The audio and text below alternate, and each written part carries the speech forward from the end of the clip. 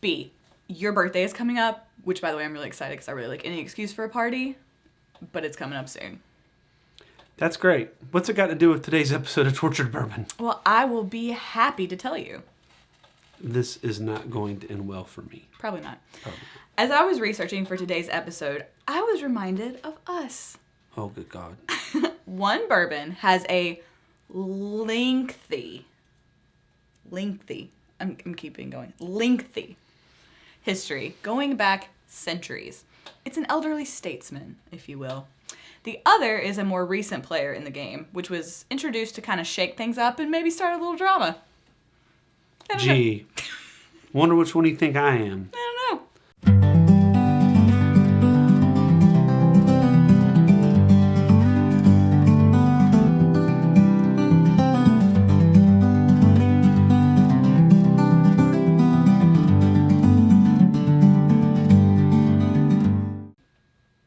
What's up, Heather? What's up, B? Today we are continuing on our Buffalo Trace Sazerac journey, again with two allocated darlings. And apparently, one is much older than the other. Exactly, kind of like you and me. This joke has gotten old. It was old before we started filming this show.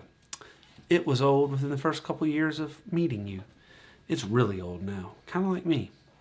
If any of you agree, be sure to send us a message, but until then, I'll assume that it hasn't gotten old and it's in fact still as funny as it was the very first day I used it. If you're new here, welcome to the family. If you have been watching us for a while, That would be me for a while. We are grateful for you, and thank you for tuning in. Heather would like for you to follow us on all of our social media because she's a millennial and she needs to know you care. So find us on Facebook, X, and Instagram. I've put those links right there. I would like you to hit the like and subscribe button for our channel. That way you don't miss out on the content that we create every week. And make sure that you can share this with some of your friends. Or even just some people you just met. Or maybe some people at a bourbon bar. Who knows? Make some new friends over the show. That's fine. If you have any episode ideas, or you'd like to disagree with us, or Heather, or especially just Heather, or you just want to chat with Heather, why don't you send us an email? Or send her a message on one of those Insta thingies.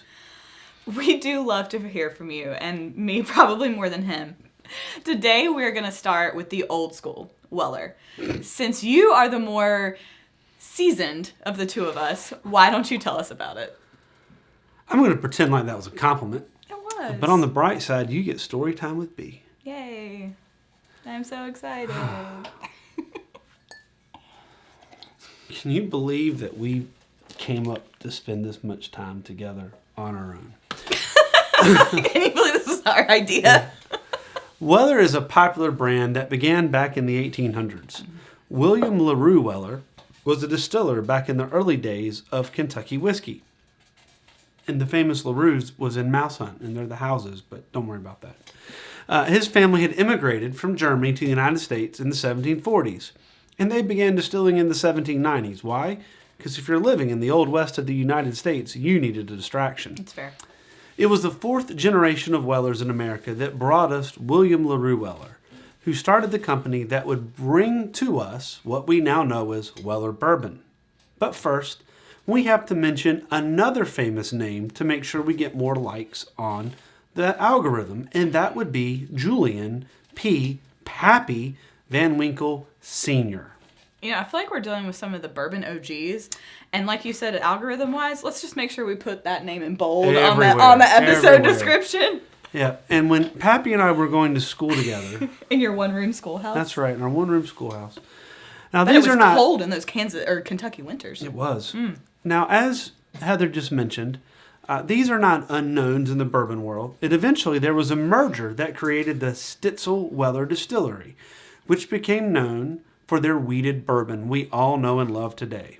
You really love it. I really love it. We love it. I do. And they're at least credited, as the first to replace the rye with wheat in the mash bill for a softer, smoother taste. If you would like to see it, we actually did an episode on some wheated bourbons, not including Weller, but on some other offerings. We purposely saved Weller because we knew we would eventually and we're going to do put Buffalo that link Trace. right there. Right there. I would personally, if it really was Weller that did the first replacement of rye with wheat, I'd like to extend my personal gratitude for that. I'll make sure when I see him at the class reunion that we tell him.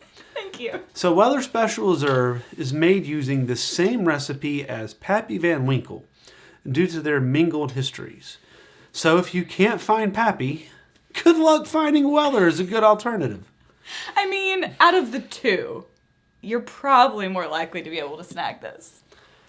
That's correct. Okay. That's correct. If you're going to look for a Lamborghini, you'll probably find a Porsche first. Yeah, exactly. Yeah. Now, eventually, like everything else in the allocated world, Buffalo Trace acquired the Weller brand, and they now produce it. That brings us to the tasting, which is my favorite part. Yeah. Well, Weller Special Reserve is aged around 7 years, and it comes in at 90 proof. Per the Buffalo Trace website, it has a sweet nose with a presence of caramel, typical of your wheated bourbons. Now, they tell us that we should get tasting notes of honey, butterscotch, a soft woodiness. I'm not sure what soft woody is, but I don't either. Smooth, delicate, and calm. I get what that is.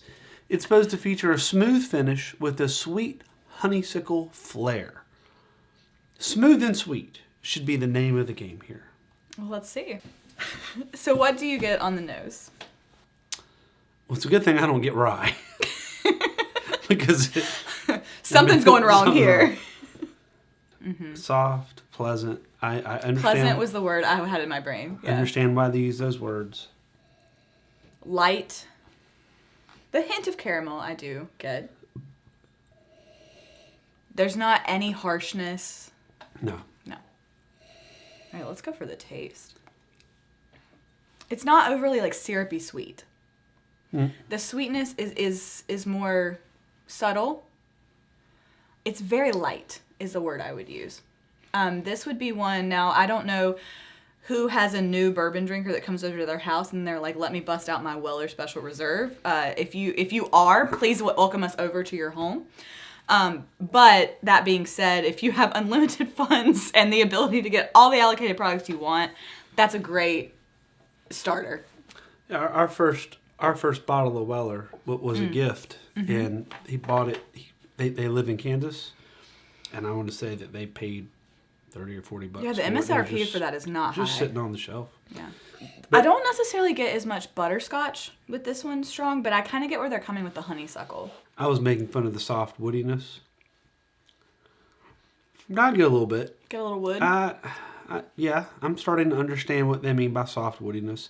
It's not a overpowering oak taste. I think maybe by soft woodiness, it's what it's pulling from the barrel a little bit. Because, I mean, these are made of wood.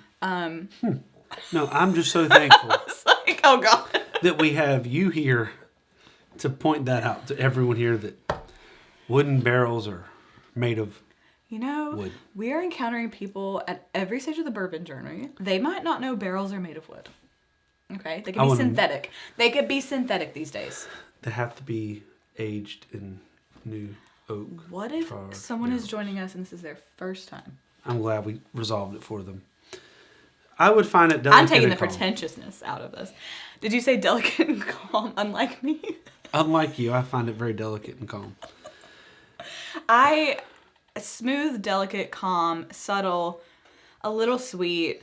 All of those are great descriptors for this. I don't think anyone's going to find this offensive in the least. You can tell it's not a super high proof point.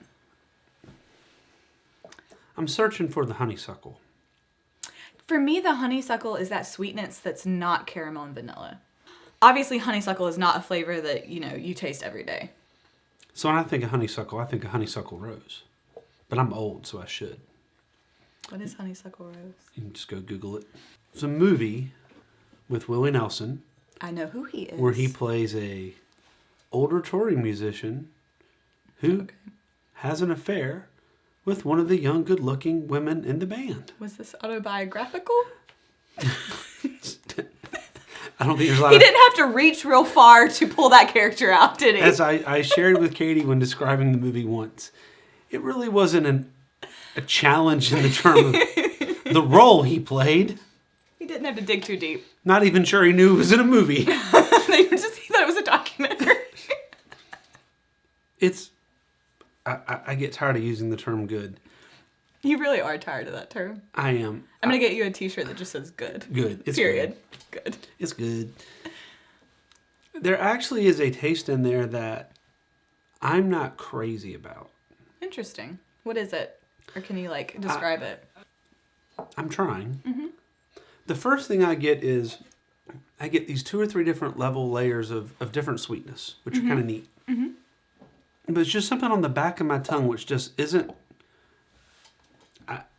I don't know what it is. Can I hazard a guess? Sure. Because typically you like things a little spicier than I do. And we have similar palates, but you'll go a little spicier, I'll go a little sweeter. Sure. If you like something sweet, it has the classic vanilla caramel sweetness to it. You don't typically gravitate towards a citrusy sweetness or anything like that. The end of that for me has that citrus rind kind of flavor, which I don't think is your favorite. Now that you say that, I'm so glad I have you on the show, because I do feel like and that gives it a tartness. Yeah, 100%. It's a tartness. There's a little tart there. Bitter. A little bit of bitter, a little bit of tart. Yeah, absolutely. And I know that those are synonyms, but to me, tart and bitter can mean 2 different things. Mm-hmm. Like in a relationship, I can be bitter. I can't be tart. Can't be tart. I don't know. I could probably figure out how to be tart. I mean, you probably could. But I'm like an old monitor. I'm in 16 colors. I mean, that's all there's to it. So, but no, I totally get what you're saying. Now that being said, I think it's very good, and I think it's very pleasant, and I think it's described well. If you were picking an allocated bourbon to pick up, that probably wouldn't be your first grab. So if we walked into the ABC store ever in my life, in this long life that I've had, according to you, and I see Weller sitting there. Well, the only Weller you and I think we've ever seen is the green label, and we think we've seen it once. In stores, correct. Mm-hmm. If I see a bottle, I'm definitely going to get a bottle, and that's because it is allocated. If it wasn't allocated, if it was always available, I don't know that I would buy it. And the reason I buy it that it's allocated is because I know that I'm going to have people over who that's going to be there. Mm-hmm. Not just because it's allocated, that taste profile. Mm-hmm. But there's other wheated bourbons I really enjoy. Right. The Weller 12 year, we love. Oh, I thought it was fantastic. And it's a wheated, obviously. Yeah. But it has, for me, it has more of that, the sweetness in that one is more of your classic caramel, vanilla, brown sugar, molasses profile. Which if you go sweet, that's your profile. Well, that's even how I want to make my simple syrup. I mean, that, right. You just pretty much described it. That's kind of your, or desserts or anything. So where are you going to rate it on our patented, soon-to-be world-famous scale? As we've gone through this, it's interesting how we've noticed the flaws in trying to even have a ranking system when it comes to this stuff. Because do you factor in price? Do you factor in availability? Do you factor in personal flavor profiles? So I think we have to all acknowledge it's subjective. For me, this is a hush your mouth. I think if you're a bourbon connoisseur and you can get it in MSRP, you should buy it. Mm-hmm. And I think because of its rarity, if it's $10 above MSRP, it's still worth a buyable. It's just not going to be the first thing I grab. Mm-hmm. I can't ever recall you grabbing this when we've just been hanging out for a taste. No, and we've actually got a single barrel that I actually do prefer.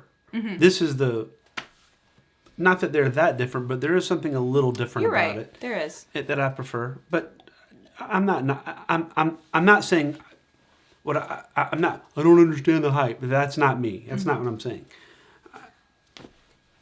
I'm just saying it's not my favorite. Mm-hmm. So where do you rank it? For me, it's closer to a dog will hunt.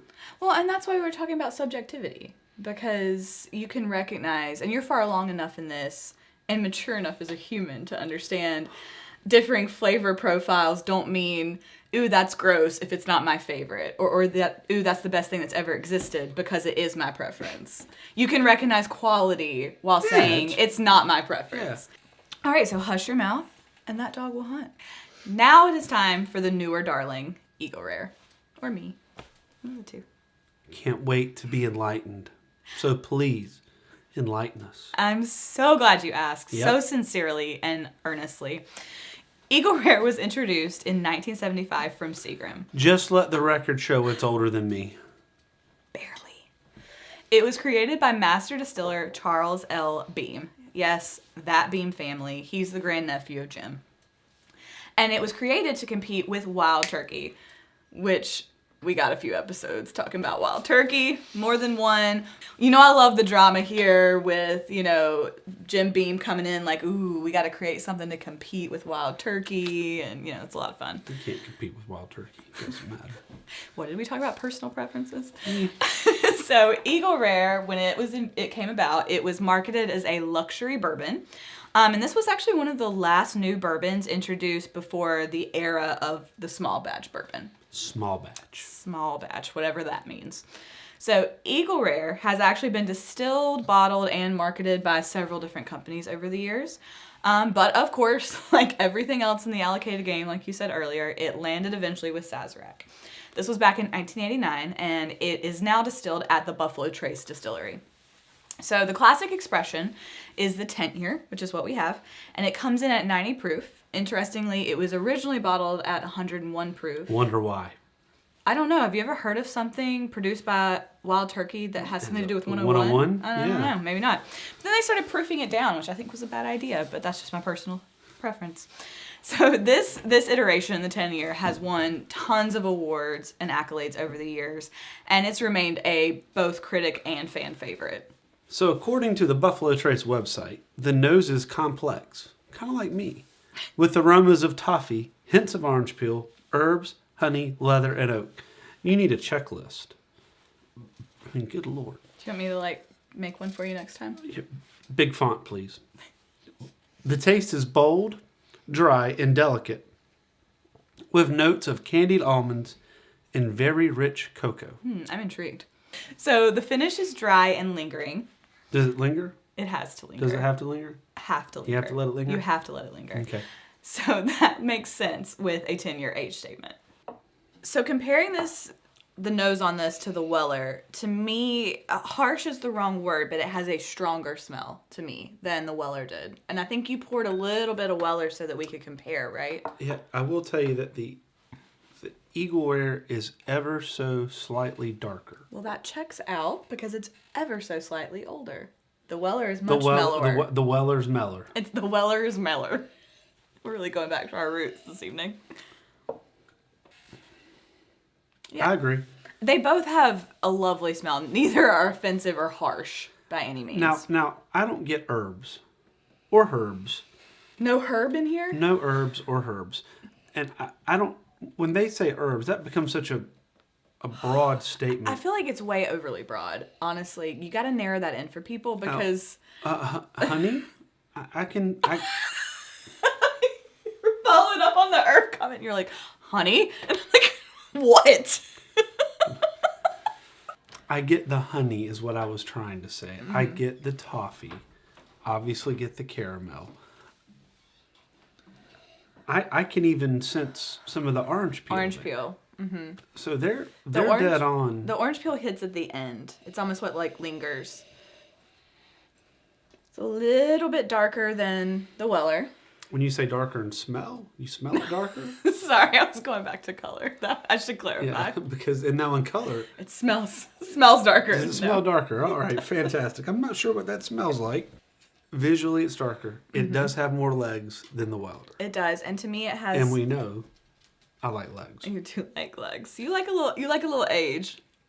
Yeah. You like the legs it brings. Yep. To me, it has a little more to the smell than the Weller did. It's a little harsh is not the word, but it's fuller bodied. It's normally you pick the word more. Complex. I was trying to avoid it because I didn't want to use it both in the smell and the taste. So it's more full bodied. We'll go with full bodied. We'll use our wine analogy today. It's an 1860s woman. Full bodied. Sure.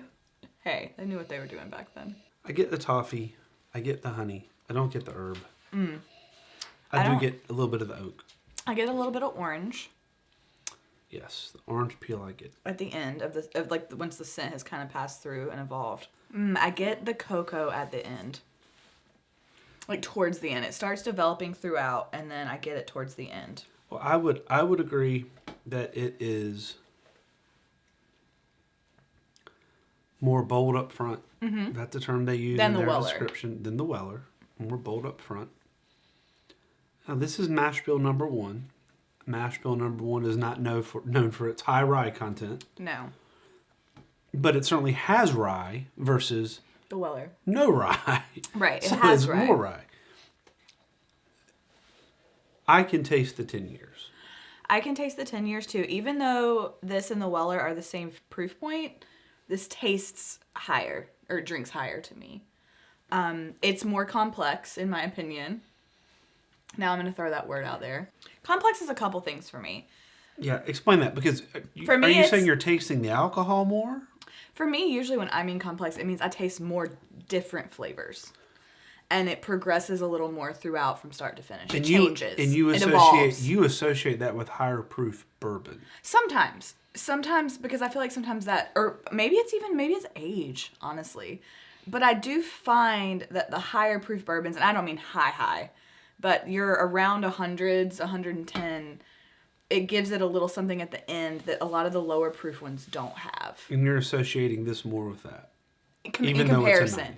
9. That's why I'm saying it's unusual for me. Right, because, so I'm just, yeah. No, I'm okay. Because it's a 90, which I could be completely wrong. To me, it tastes higher proof than the Weller, even though they're the same. But maybe that's the absence of the wheat. It is dry. Yeah, it dries out at the end. Mm-hmm. Which is why I said I immediately get the 10 year. Mm-hmm. They use the term delicate. Mm-hmm. I don't know that I get delicate. I would have used that descriptor more for the Weller, actually, now, than I would this. I get you the said cocoa. You got the cocoa. Mm-hmm. I absolutely get the cocoa. Think cocoa, not chocolate. It's the slight sweetness and a little bit of bitterness that you get at the end of dark chocolate. That's a really high, I'm going to say this wrong, cacao content. I don't know if I get the almond. I don't really get much of a nut flavor in here. All right, so I get almond over nut. Really? I understand that almond is a nut. It's like, I think almonds are nuts, aren't they? Almond versus a peanut. It's this very has different. no peanut. No peanut. It is drying, and an almond has a less salty, it's a little more bland. Mm-hmm. No, you're exactly right. A peanut has a very distinctive flavor, because actually peanuts are legumes. They're not technically nuts. It's weird. I know. The reason I know that is because on Whole30 you can't have peanuts, but you can have the other nuts. I, out of the two, prefer the Eagle Rare. What about you? I mean, and that's, again, we're comparing really good to really good, but... I prefer the Eagle Rare. It has a good taste up front. Mm-hmm. I can taste a little more of the spice. Not cinnamon, spice. Mm-hmm. More the baking spices? Or more like the peppery range? To me, it's more peppery. Mm-hmm. I think that's the rye. It's not over, but it's there. I know it's bourbon. Mm-hmm. The finish is a little dry. Mm-hmm. I appreciate that more than I used to.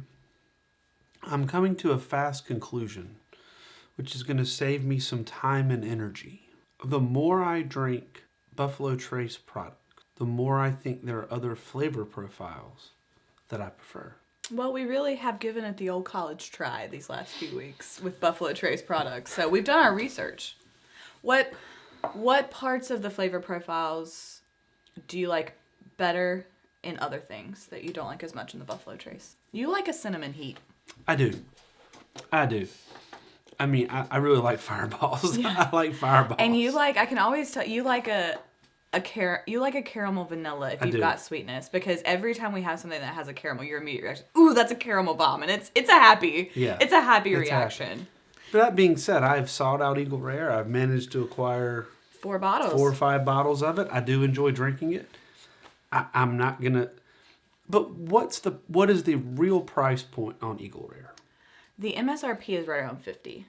Okay, let's start there. This is somewhere for me in between Hush Your Mouth and A Dog Will Hunt. And I'm not trying to be pretentious. This is all preference. Mm-hmm. Some people think that Old Number 7 is the greatest thing they've ever had. It's all personal preference. Mm-hmm. So I'm not trying to turn anyone off to my palate, because I do like it. Mm-hmm. It is soft. Even this, but now compared to the Weller, I get it. But if we compare this to some other products, it's more approachable. The 10-year age statement, I appreciate. I do get the tannins at the end. It dries out. So I'm expecting that, and it does it. There is a sweetness, but you're right. I'm more interested with a little more caramel, I want a little more cinnamon. Mm-hmm. However, to me, it's still, I mean, it's higher than a dog will hunt. I've noticed as we have gone through a lot of the Buffalo Trace products, none of them knock your socks off. You don't get excited. You like them and you appreciate them, but it's not like, ooh, I found something that's going to be on my shelf always. Which is bizarre because I have sought out so many. But this goes back, and this is, I'm so glad you kind of backed us into this point. Yeah. Because it goes to the whole, are we just chasing stuff because it's allocated and because we're supposed to, or we feel like we're supposed to? And because in the episodes that we've done, what's excited you? Rare Breed, Russell's Tin, some of our Old Forester products that we have tried. Yeah. You know, that's what you get. You get that little glimmer in your eye of like, ooh, this is a new favorite. This is going to always be on my shelf. You've liked a lot of these, but none of them have gotten you like, you know, I can't wait to make sure I have this on my shelf always. Now, when I was able to have Colonel Taylor Cask Strength, you really liked that one. I really liked that. It's a hush your mouth for me, actually. I can walk in the ABC store and find other things that are 10 and 12 years. Russell's 10. That you're not having to wait for a Facebook announcement that it's there. You're not having to chase it. So I'm a little jaded with that. I'm a little jaded that people have to pay the secondary prices that they're paying for it. You're not paying the secondary prices you pay for this that you pay for some Colonel Taylors, Blantons, and some Wellers, to be honest. Not necessarily that Weller, but some of the others, it can be crazy. But that Weller should be $34 or something like that. You know? Yeah, between 30 and 40. Yeah, so I'm getting a little, in this process, in talking to people who I either I meet or work with or have conversations, and they have not had the opportunity that we've had to acquire some of this stuff. So I know what it's tasted like. You know, I have not had King of Kentucky and I haven't had Pappy Van Winkle. But I've had some... Send us some if you want us to try it. But we've had some other stuff and we've had some rare stuff. And we've been fortunate in that. And we'll continue to work at that. Absolutely. So I'm getting just a little... This is good. It is what people says it is in the terms of its... But I find it interesting that you made the statement, this was originally designed to compete with Wild Turkey 101. But as a luxury bourbon. A luxury bourbon. Okay. So why is it not the same availability? Is that the point you're making? I don't know that I have a point other than I'm jaded. And it's it's 50% my show. It is. So from his side over, I could just be jaded. But here's the thing, I like Eagle Rare. I don't think I'm taking from it that you don't. I mean, you ranked it Hush Your Mouth. If you didn't like it, you wouldn't rank it that. It's just, I sense the frustration, and I think a lot of people probably have that frustration of, are we just running after it and chasing it because someone told us to? I cannot deny the fact, in a blind taste test, I picked Old Forester Bottled in Bond over Colonel Taylor Small Batch. We both did. We both did. Now, do I think I always would pick it? No, they were. It was a hard decision. It was neck and neck. We didn't know which was which. It was neck and neck. They were both really good. They're both made with the same care. They're both made by quality. That's part of the bottled and bond process. That being said, it's a good thing early times wasn't in that competition. If your taste profile is when you taste Buffalo Trace, and you think, what would this taste with a little more complexity and a little more age? Yeah, I think that's about where it raises. And I think that's about where it should be. And if that's your taste profile... I think they should proof it back up to 101 and see what happens. Let us know if Eagle Rare is one of your favorites, because I know... Or Weller. Because I know a lot of people out there, these are two of people's absolute number one favorites. If it is, drop us a comment. Let us know. I don't know. B has something else to say. What bird did Benjamin Franklin want to be our national symbol? Wasn't it like a pigeon or a turkey or something? It was a wild turkey. It was a turkey. Now, interesting enough. I knew it was something like that. Think about it. Just remember that. Okay. Put all this together.